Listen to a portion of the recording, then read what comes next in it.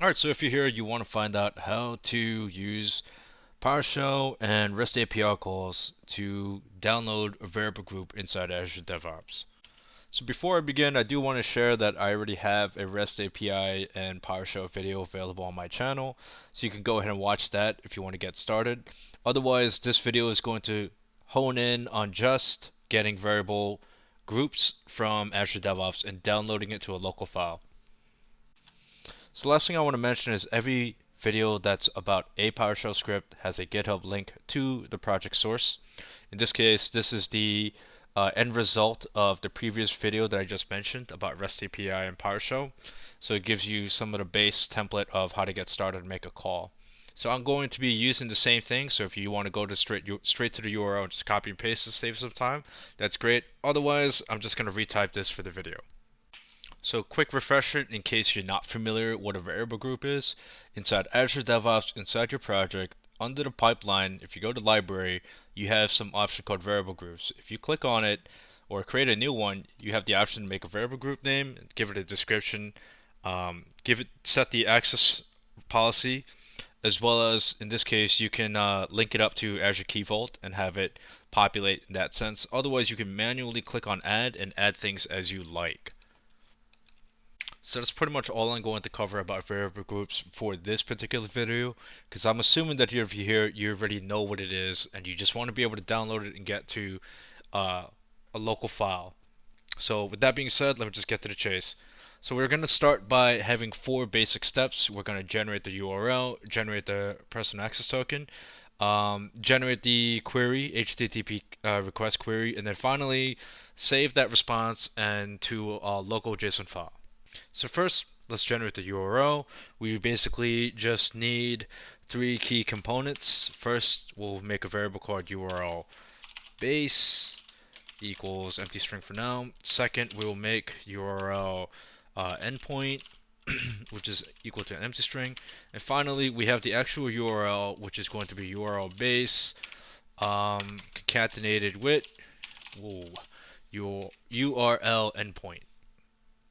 So the next step is to get the Azure DevOps API documentation. In this case, we're going to the one that's under variable groups and get variable groups. They give you a base URL. Let's just copy this. We'll go back to our PowerShell. Let's just paste it over here. So this https dev.azure.com is going to be the base URL plus the organization and project, of which will be their own variables as well in a second. The rest of it, starting from underscore API, will be the endpoint. So now you might be wondering what exactly is the organization and project. In this case, if we go back to our window over here, we'll just go to the organization level, go inside the project, that's fine. This URL right here. This is your organization. This is your project. So we'll go over here. We'll just copy this whole line over here, and we shall return to Visual Code. At the very top, let's create 2 more variables here. Organization equals and project equals.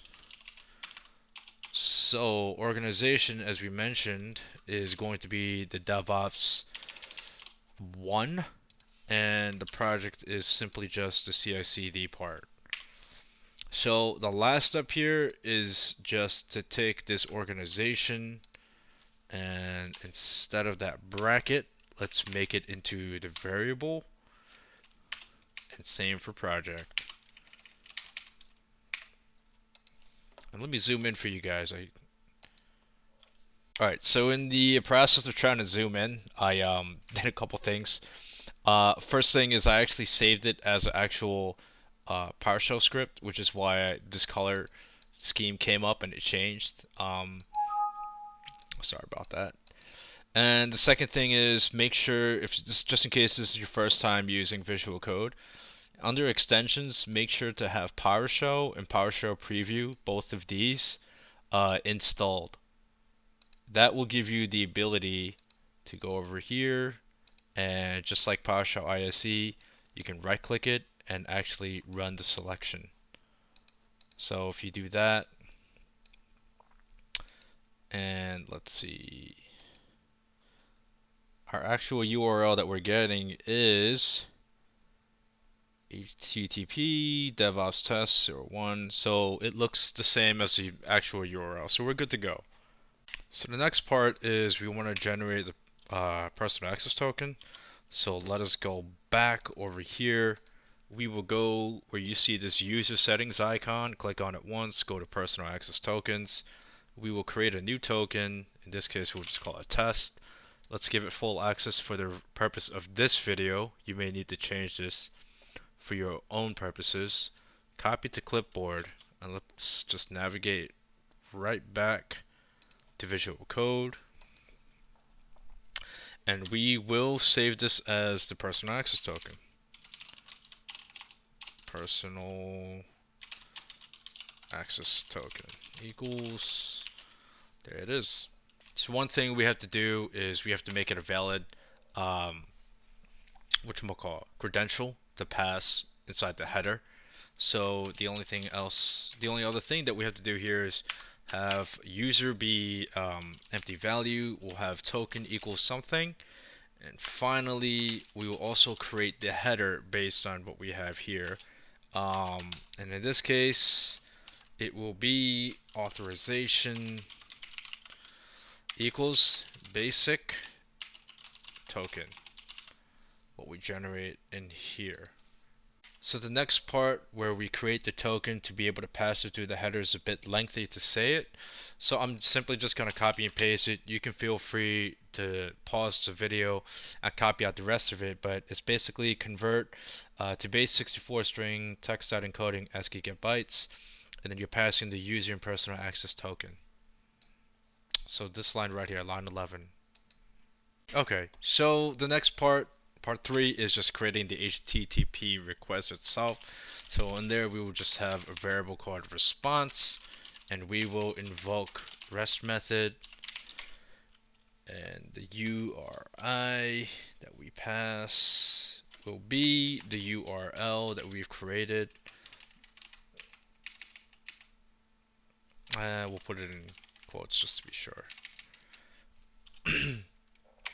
The method is get, and content type is going to be application/JSON. Finally, the headers is going to be the header that we just created. So let me just fix one thing before we continue. As you can see, on line 9, I said it's personal access token without any underscores, while the snippet that I copied and pasted from my GitHub has the underscore. So you can do one of two things. You can swap it out, copy this part over here to paste it. Copy this over here and change the variable name, or you could change this variable name to have matched this way. Okay, so this should actually be enough for us to run this.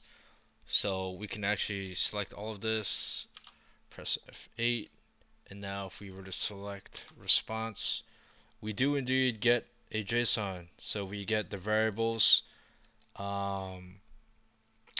got the ID number, what type it is, the name of it, description, so on and so forth.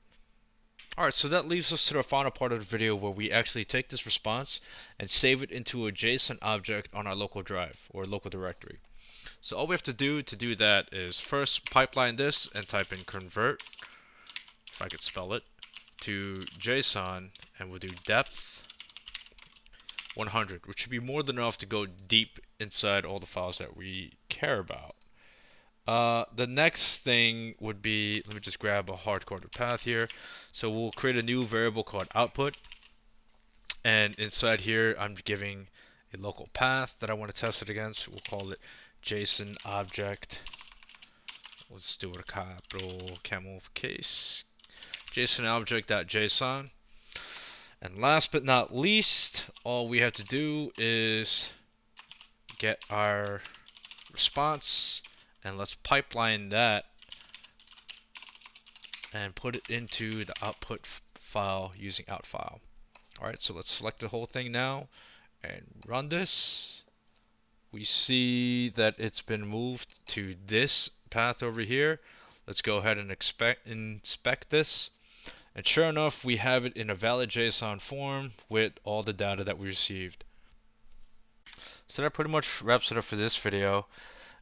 Hopefully it was helpful, and if you haven't already, please like and feel free to comment on the video, as well as subscribe to the channel for more tech related tutorials and content, as well as tech memes that I'm trying to push out at least once a month as well too. So hopefully that'll give a couple good laughs. Either way, thanks for stopping by. Take it easy, stay healthy, and have a good one, everyone.